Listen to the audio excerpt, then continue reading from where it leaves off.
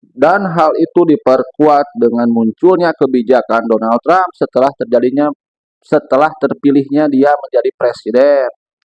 Yang pertama, dalam sektor ekonomi, Amerika malah perang dagang dengan Uni Eropa, I love you. saling serang tarif impor begitu.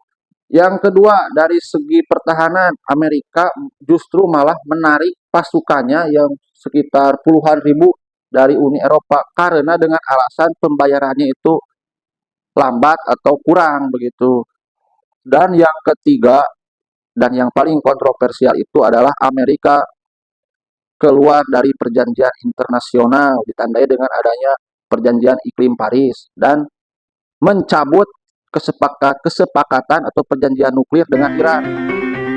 Dengan kebijakan-kebijakan Donald Trump yang seperti itu, maka dapat kita simpulkan bahwa Amerika sedang menunjukkan tarinya kepada dunia bahwa this is Amerika.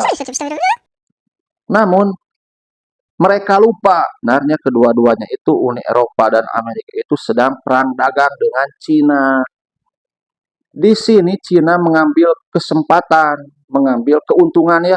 Di saat Amerika sedang sibuk mengurus Eropa, Cina itu mengambil kesempatan dengan membangun teknologi modern, dengan mengembangkan teknologi-teknologi yang super ya, seperti kereta cepat, teknologi AI, lalu ada jaringan 5G.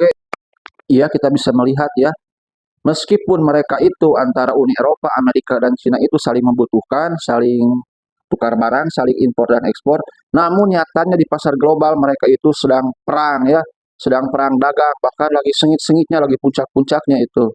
Dari sini kita bisa tarik kesimpulan atau judul besarnya ya, dalam pasar global yang diunggulkan oleh Uni Eropa itu yang pertama adalah obat-obatan atau bahan kimia, yang keduanya otomotif, dan yang ketiganya itu adalah persenjataan plus persenjataan. Sama dengan Amerika yang menjadi keunggulannya itu adalah persenjataan militer, lalu otomotif yang suaranya blar-blar itulah ciri khas Amerika, dan bahan-bahan kimia seperti insektisida, pupuk, dan obat-obatan. Namun berbeda dengan Cina. Di sini Cina menawarkan teknologi yang modern karena pada periode itu ya, pada sebelum corona 2019 ke bawah, masyarakat di seluruh dunia lebih tertarik kepada teknologi dibandingkan otomotif dan persenjataan militer. Namun pada dasarnya ya, dalam bidang otomotif itu antara Uni Eropa dan Amerika bersaingnya dengan Jepang. Namun di sini peran Cina itu sangat vital karena pada masa itu teknologi Cina diterapkan kepada otomotif Jepang, atau mereka menciptakan brand-brand otomotif sendiri dengan teknologi yang lebih modern dari produk-produk antara Uni Eropa dan Amerika. Nah, jadi seperti itu ya, kalian paham dalam bidang otomotif. Kenapa? Karena sebelum awal mula perang ini ramai itu kan sudah ada batasan atau standar Euro 6 ya awal-awalnya. Dari sini kita bisa tarik lagi poin besarnya antara Uni Eropa dan Amerika itu menciptakan kendaraan yang bebas polusi atau ramah lingkungan. Namun Cina di sini itu sudah lebih dulu ya, sudah lebih menerapkan di negaranya itu kendaraan yang ramah lingkungan itu. Dan dari segi teknologi serta peralatan militer pun sama. Cina itu nyatanya sudah membangun kerjasama dengan negara-negara lain di muka bumi ini dengan cara dari segi investasi ya, yaitu kerjasamanya. Jadi Cina itu meminjamkan uang kepada negara-negara lain dengan tujuannya untuk mengembangkan teknologinya Cina itu.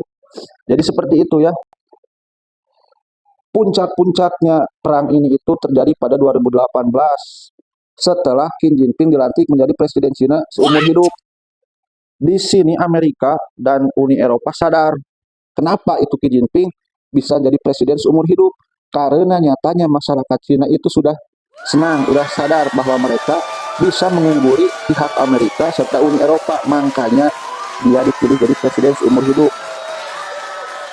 Lalu pada tahun itu juga Amerika menaikkan tarif impor kepada Cina sebesar 25% pada saat itu. Ditandai dengan kedatangannya Xi Jinping ke Amerika. Dia dengan maksud untuk menanyakan ke Amerika ya, lo benar mau perang ini sama gua. Nah, seperti itu ya. Lalu Amerika menjawab, iya. Nah, dari sinilah titik perekonomian dunia yang merubah sistemnya sampai hari ini. Di sini kita langsung saja ke COVID-19.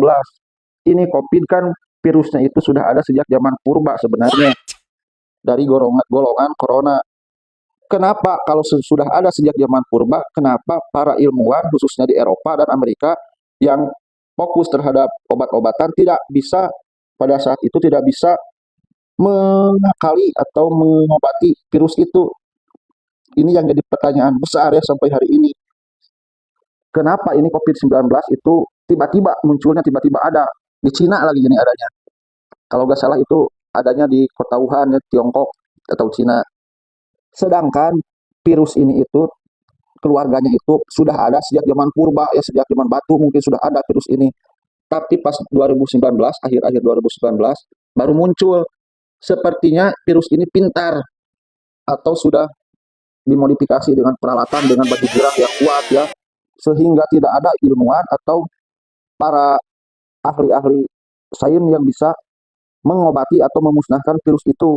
Dari kedatangannya COVID-19 ini, Uni Eropa dan Amerika itu sudah lupa dengan mau keluarnya Inggris, sudah mengikhlaskan ya, sehingga mereka berbondong-bondong membuat obat penawarnya, membuat obat untuk memusnahkan virus itu supaya negara di seluruh dunia itu membeli kepada mereka.